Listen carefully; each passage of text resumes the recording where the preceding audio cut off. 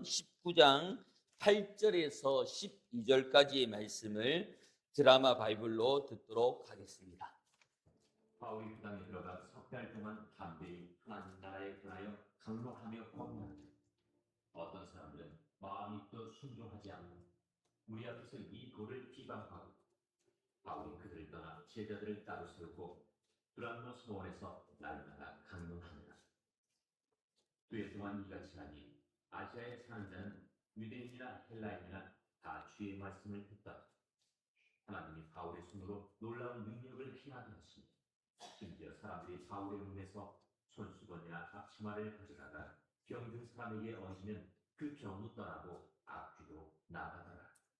아멘. 두란노 서원 날마다 말씀으로라는 제목으로 은혜를 나누고자 합니다. 우리 옆 사람과 한번 인사하겠습니다. 믿음대로 됩니다. 말하는 대로 됩니다. 기도하는 대로 됩니다.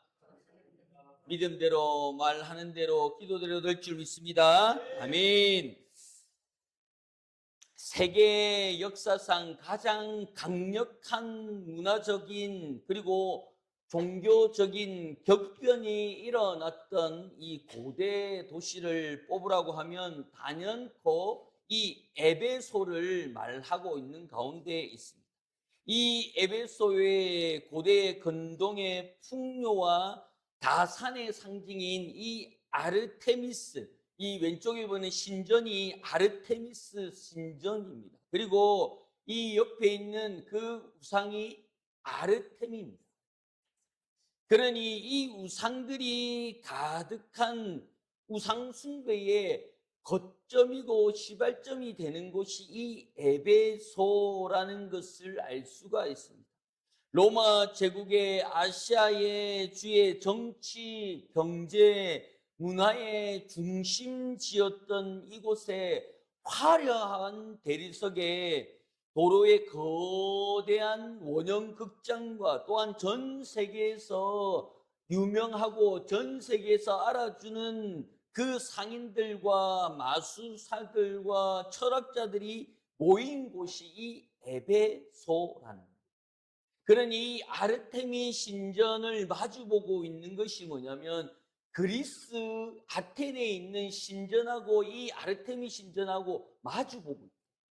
그러니 터키에서 이 그리스의 지방까지 이 아테네까지 그리고 그 신전들이 그 우상들이 바글바글한 도시였다라는 바로 이 영적인 거인의 심장부에 이 사도 바울이 발을 디디고 서 있는 가운데 있더라. 바울은 하나님의 나라를 전파하기 위해서 에베소의 가장 익숙하고 전통적인 장소인 이 유대인의 회당, 이 회당을 먼저 찾은 것입니다. 그러나 그곳에서 마주한 것은 환영하는 인파와 환영하는 박수가 아니고 원망이나 비방이나 그리고 거부였습니다. 하나님의 말씀을 나눌 때 모든 것이 아니다라고 하는 반론적인 부분들이 먼저 들어선 겁니다. 복음의 거대한 물줄기가 종교적 기득권과 완고한 편견 밖에 가로막힌 것처럼 보였던 바로 그 위기의 순간에 바울은 인류 선교 역사상 가장 위대한 신학적인 전환점을 마련하게 되는데 그 마련했던 점이 어디냐면 두란노 서원이라는 거예요. 이 우리 두란노 서원이라고 하면 책자, 이 책을 많이 그 온누리교에서 가지고 있는 서점 이름이 두란노 서점이거든요. 그래서 서원이거든요. 그래서 이 두란노에서 책들을 많이 드러내고 있는 가운데 있습니다. 그래서 발상이 여기입니다. 그래서 사도행전 19장 오늘 본문의 말씀 가운데 기독교의 역사를 뒤바꾼 곳이 어디냐면 두란노 서원의 사역이라는 거예요.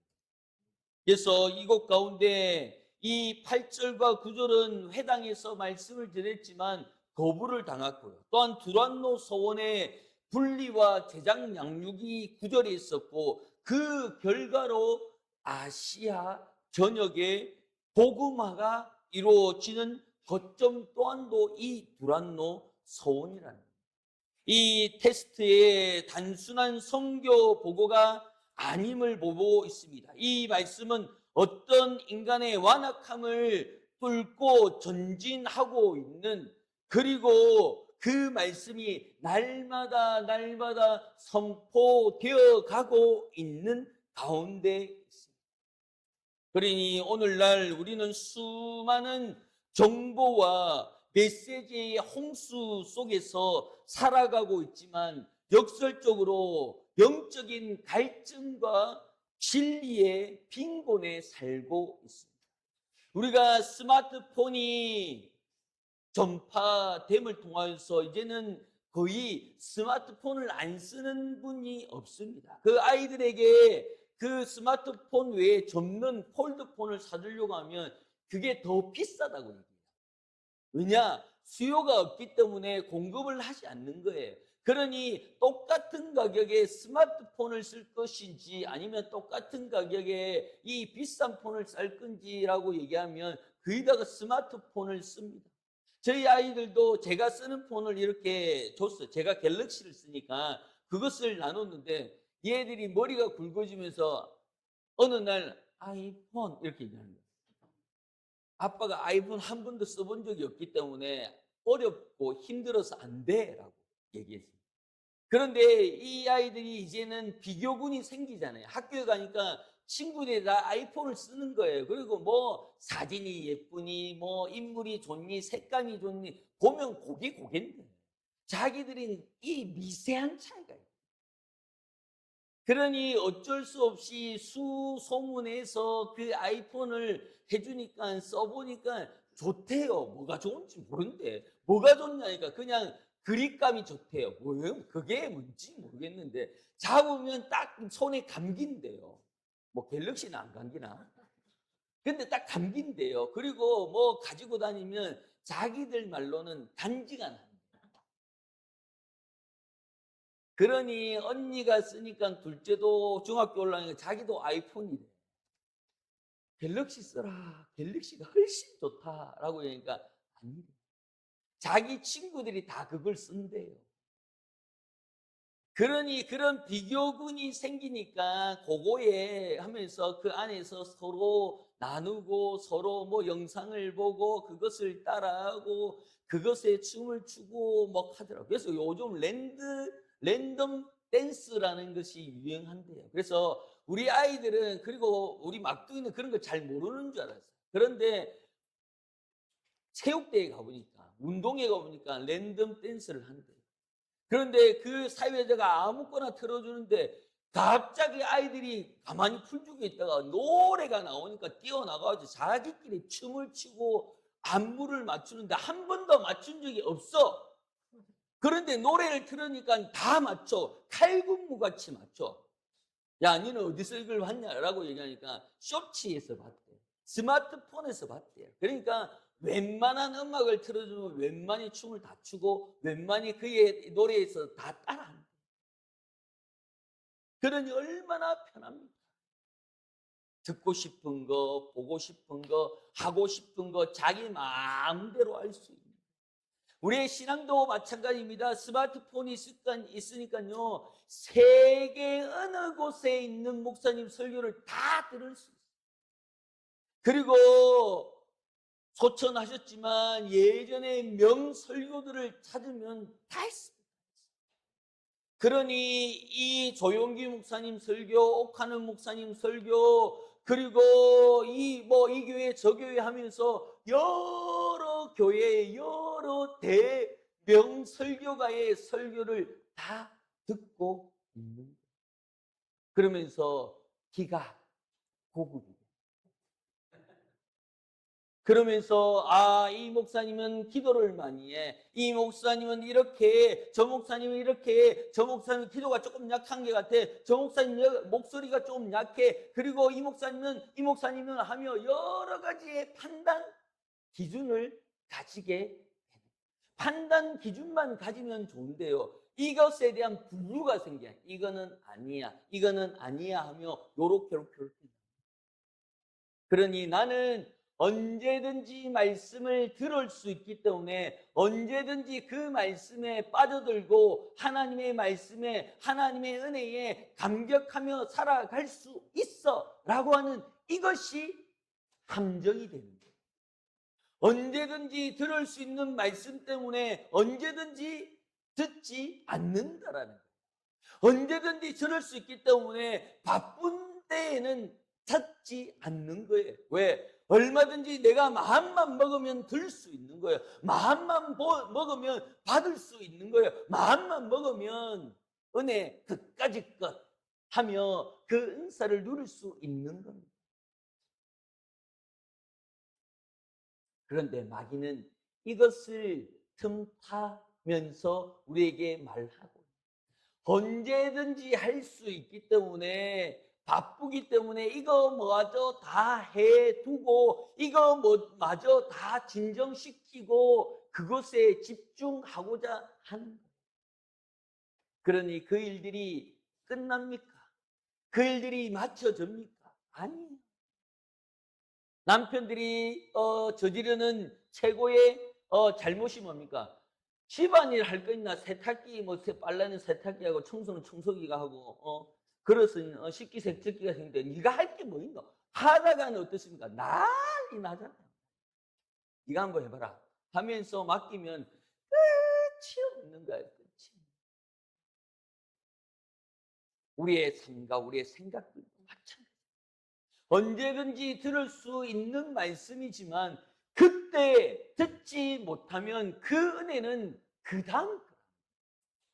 그때 내가 은혜 받지 않으면, 그때 내가 말씀에 은혜 받지 않으면 그것은 지나간 버스가 되는 겁니다.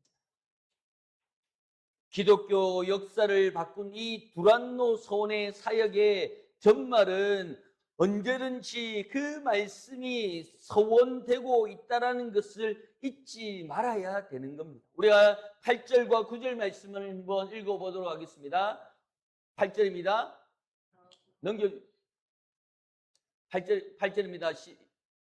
시작. 바울이 회당에 들어가 석 달 동안 담대히 하나님의 나라에 관하여 강론하고 권면하되 9절입니다. 어떤 사람은 마음이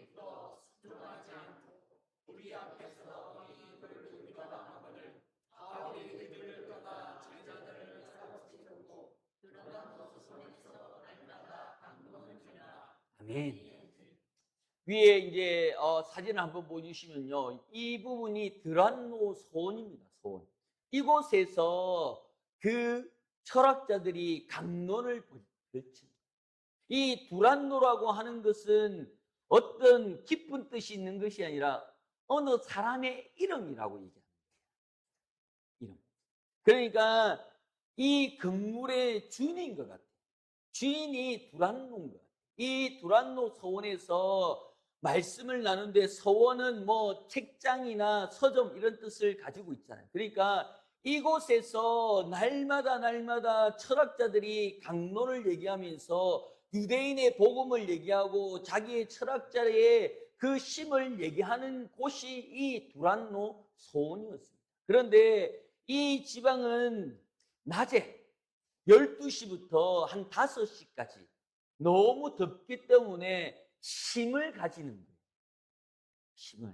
왜? 더워서 아무것도 못하는 거예요. 지금 우리 경산에 보니까 39.9도가 됐대요, 어제. 그러니까 거의 40도 육박하죠. 지금 프랑스에도 46도가 되는데 프랑스에서 에어컨을 설치하려면 설치비만 1,000만 원 정도. 그래서 에어컨이 보급이 안 돼요.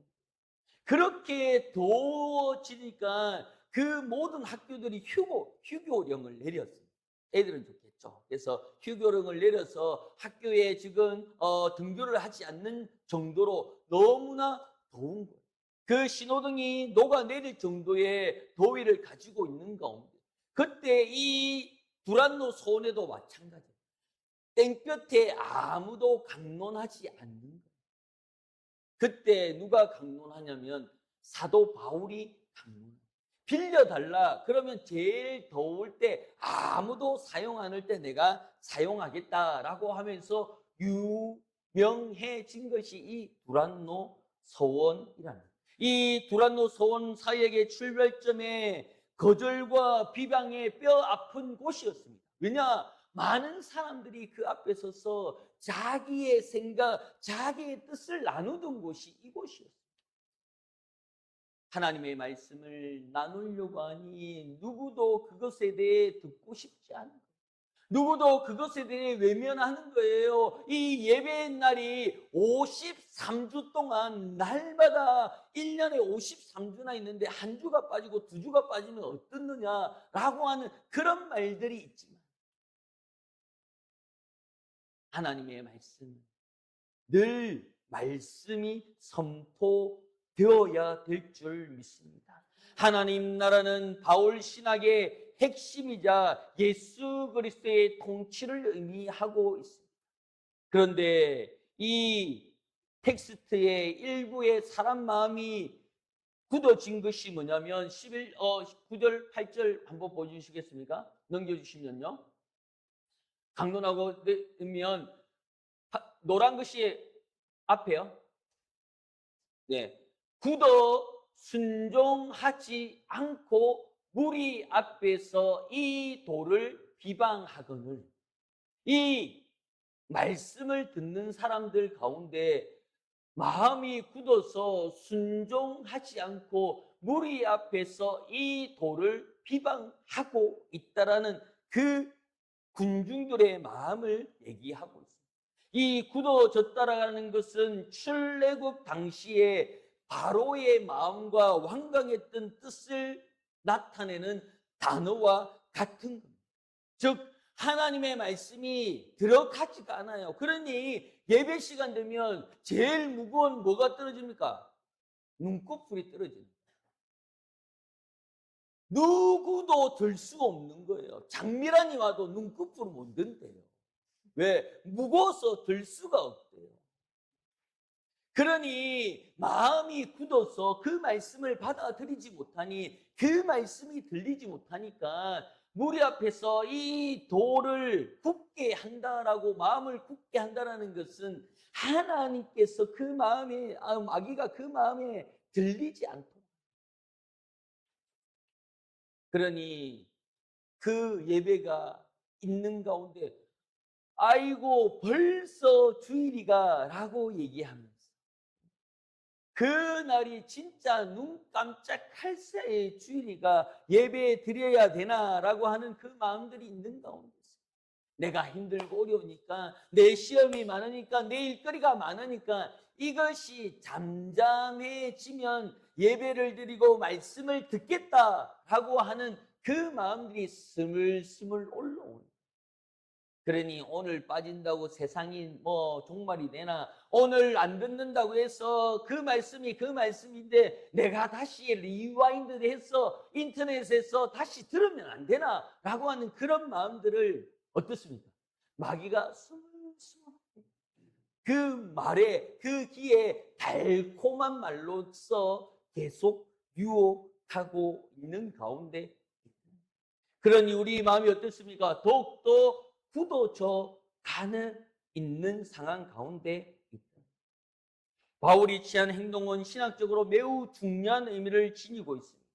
바울은 그들과 소모적인 감정의 싸움을 벌이거나 또한 복음을 타협하지 않는데, 그것이 뭐냐? 그들을 떠나 제자들을 따로 세웠다.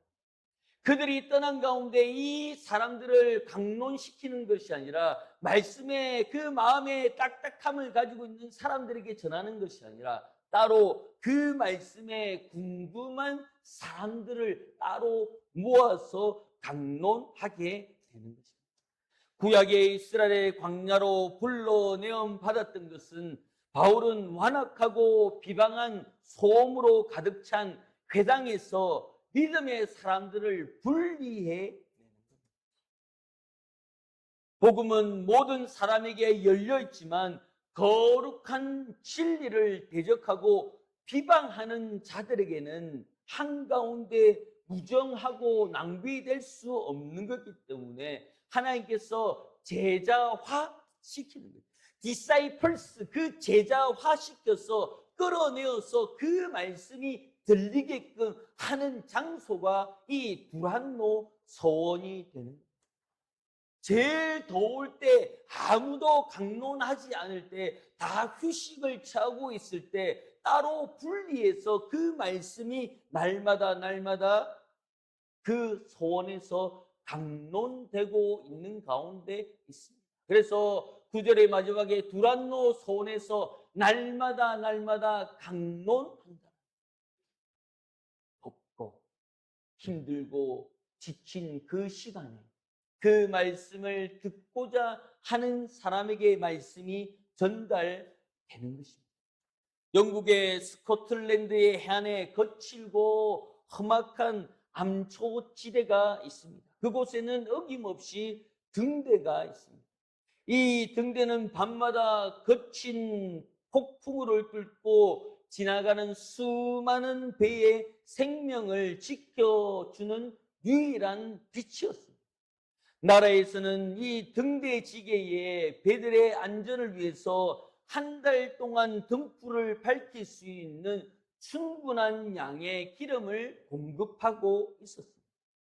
그런데 어느 날부터 섬 주변에 주민들이 저마다 사정을 가지고 등대지기에게 찾아오면서 문제가 생깁니다. 한 가난한 여인은 집이 너무 추워서 아이가 얼어 죽을 것 같다. 그러니 기름을 조금 나누어 주세요 하면서 울먹였습니다. 한 농부는 밤에 마차를 몰고 가야 되는데 등불에 기름이 떨어졌어 라고 하며 애원하는 가운데 마음이 약했고 착했던 등대지기는 그들의 안타까운 사정을 외면하지 못하고 국가에서 준 기름을 조금씩 나누어 주었습니다. 주민을 돕는 것은 좋은 일이야. 그리고 주민을 생각하는 것은 좋은 선한 일이야 라고 생각했지만 월말이 되기 전에 정작 가장 중요한 등대의 기름이 바닥이 나고 말았습니다.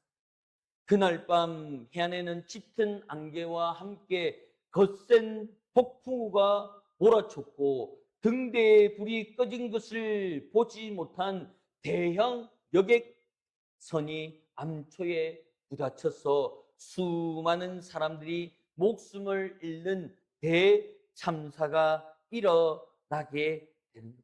그래서 이 조사관이 등대지기의 눈을 바라보며 이것을 왜 그렇게 했느냐라고 했는데 자기는 선한 의도로 주변에 있는 그 백성, 주변에 있는 이웃에게 기름을 나눠 줬다.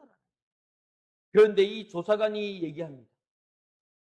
당신에게 준 기름은 이유가 하나다. 그것은 등불을 밝혀 바다 위에 배들을 구하는 것이지 이웃을 돕는 사소한 소음과 요청에 흔들려 당신의 가장 본질적인 사명을 망각하는 책임을 결코 가볍게 여길 수 없다라고 결론을 내린 것입니다. 이 등대지기의 실수는 본질적인 사명에 집중하는 것이 아니라 주변의 일들에 대해서 또한 부수적인 것에 대해서 분리하지 못한 실패를 두고 있는 가운데 있더라. 하나님의 말씀을 들어야 되는 이 주일은 다음 주도 있다. 그 다음 주도 있다. 한 달에 4번이나 주일을 섬긴다. 그러니 오늘 괜찮다. 내일 괜찮다. 다음 주에 괜찮다라고 하는 이 분리적인 마음이 하나님과 내 생활에 분명한 분리를 나타내지 못하고 괜찮다 하며 이것을 타협하고 이것을 무너뜨리며 이것이 경계에 없는 것으로 인하여 결과적으로 등대지기의 그 사소한 생각 때문에 큰 어려움을 겪는 것처럼 우리의 삶 가운데 어려움이 있고 힘듦이 있는 가운데 하나님과 그 세상을 분리하지 못한 분리하지 못한 거룩한 실패가 우리 마음에 있더라는 9절 말씀을 한 번 더 읽겠습니다. 시작. 어떤 사람이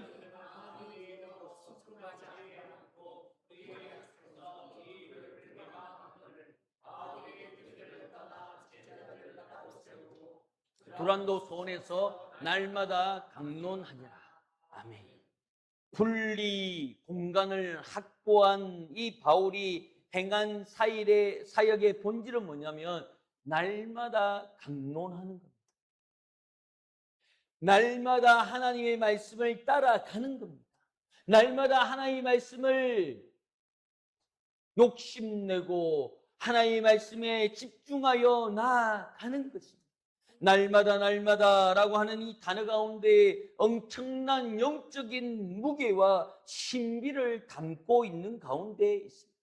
서양의 서구 사본에 보면 일부 고대 사본에 의하면 두란노 소원의 말씀을 가르친 시간은 오전 11시에서 오후 4시, 가장 더울 때였지만 이 시간에는 모든 유럽들이 시에스타, 즉 말하자면 낮잠을 자는 시간들을 두고 이 시간을 분리했다는 거예요. 즉 말하자면 하나님의 말씀을 듣는 가운데 낮잠이 중요한 것이 아니라 그때에 그 말씀이 날마다 강론됨을 통하여서 낮잠을 자고 있는 낮잠을 취했던 그 영혼들을 깨우는 일들을 날마다 강론함을 통하여서 그 영혼을 살리는 일들을 만들어 줘.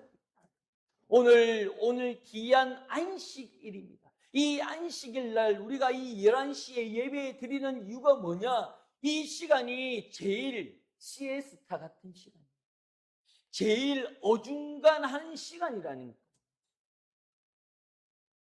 일을 하려고 하면 중간에 나갔다가 들어와야 되고 아니면 일을 시작해야 되는 시간이니까 9시에 했으면 좋겠다, 10시에 했으면 좋겠다, 아니면 7시에 했으면 좋겠다. 여러 가지의 요구들이 생기지만 이 11시에 이 시에스타 이 시간에 분리해서 강론하는 이유가 여기 있다. 주일은 하나님의 날인 줄 믿습니다. 안식일은 하나님의 날인 줄 믿습니다. 우리가 온전히 예배 드리는 거 10계명의 이 4계명 가운데 온전한 주일을 섬기는 것이 계명 가운데 있더라는 거예요. 그러나 내 마음대로, 내 생각대로, 내 환경대로 바꾸는 것이 아니라 날마다 강론되는 이 예배 시간에 우리가 사모하는 마음이 있어야 될 줄 믿습니다. 날마다 하나님의 말씀을 대하고 그 말씀은 내 삶에서 나타나야 되는 줄 믿습니다. 분명한 것은 하나님의 말씀은 이 시간 가운데 날마다 선포되는 줄 믿습니다. 이 말씀이 다음 주에, 이 말씀이 그 다음에 하나님의 사명을 통하여서 오늘 있어야 될 일 가운데 오늘은 제가 바꾸고요, 내일쯤 되든지 아니면 내가 이 시간이 다 지나가고 내가 조금 편안할 때 할 수 있는 시간이 되면 하겠습니다 라고 했을 때 그 하나님의 복음과 하나님의 시험과 하나님의 그 문제들이 나에게 거주하고 있으면 좋겠지만 그렇지 않더라니까. 하나님의 명령이 나에게 떨어져서 내가 그것을 아멘하지 못하면 그 말씀과 그 사명이 아멘할 수 있는 영혼에게 달려가는 거예요. 그것이 나한테 머물러 있어서 내가 아멘할 때까지 기다려주면 얼마나 고맙겠냐는 거예요. 얼마나 좋겠냐는 거예요. 그렇지 않더라. 그 말씀이 떨어져서 그 말씀에 아멘하는 순간 그 영혼이 살아나는 거예요. 그 영혼이 회복되는 거예요. 그 영혼이 축복받는 거예요. 우리는 그것을 보면 부럽다, 나도 저렇게 할 걸, 부럽다, 나도 저렇게 아멘 해볼 걸 이라고 하는 생각들만 있었지, 내가 아멘 하고자 했을 때 그 문제가 나에게 떨어졌을 때 시간이 되나 잠시만요. 스케줄을 한번 보고요. 내 잔고도 한번 보고요. 내 사정도 한번 보고요. 라고 하는 순간 버스는 떠납니다. 그것이 나에게 머물러 있는 것이 아니다. 하나님의 말씀이 날마다 선포되는 가운데 그 말씀에 내가 은혜 받고 그 말씀을 내가 간직해 나가야 그 힘들고 어려운 그 시간 가운데 두란노 손에서는 날마다 말씀이 강론된다니까요. 내가 쉬고 있던, 내가 낮잠 자고 있는 그 시간에도 하나님의 말씀은 강론되어 가고 있더라. 그 강론되어 가고 있는 가운데 10절입니다. 10절 말씀입니다. 시작. 2해 동안 이같이 하니 아시아에 사는 자는 유대인이나 헬란이나 다 주의 말씀을 듣더라. 아멘. 그 제일 덥고 힘든 그 시점, 2해 동안 날마다 그 시간에 강론됨을 통하여서 변화가 일어나고 있습니다. 내가 1년, 2년 말씀을 들은 것이 아니라 3년, 4년, 10년, 20년 말씀을 듣는 가운데 주의 말씀이 들리냐라고 말씀하고 있는 가운데 이 유대인이나 헬라인들, 하나님께서 이 영혼들의 마음을 열어주셔서 주의 말씀을 듣게 하는 줄 믿습니다. 오늘 그 말씀이 들리기를 축원합니다. 그 말씀이 날 살리기를 축원합니다. 그 말씀이 날마다 강론되어 가고 새벽 예배가 이루어지고요. 수요 예배가 이루어지고요. 금요 예배 세미한 기도회가 이루어지고 있는 가운데 날마다 그 자리에서 강론되고 있는 가운데 별 관심이 없으면 그것이 강론되어도 별 의미가 없는 거예요. 그러나 그것을 듣고자 하는 그 영혼의 울림을 통하여서 주의 말씀이 들리는 줄 믿습니다. 그 주의 말씀에 들리는 가운데 이것이 복음의 확장성입니다. 즉 말하자면 나를 통해서 일어나야 되는 일들을 이 사람을 통하여서 이루어집니다. 왜?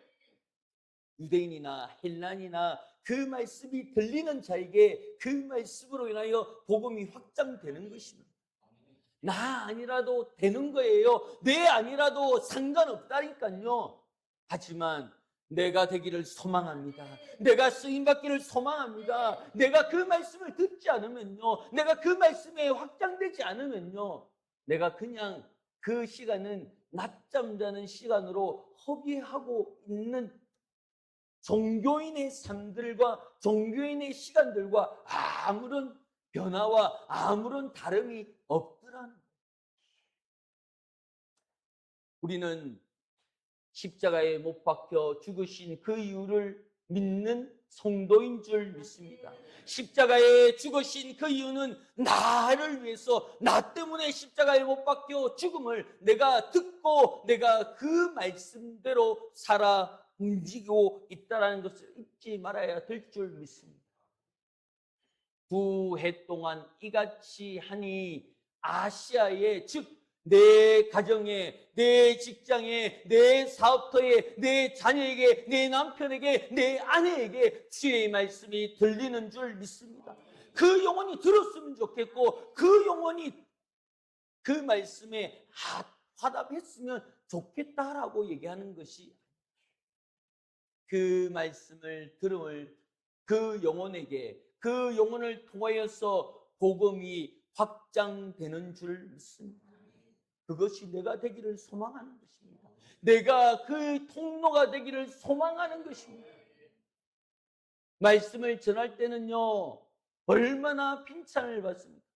니나 믿으라, 니나 잘해라.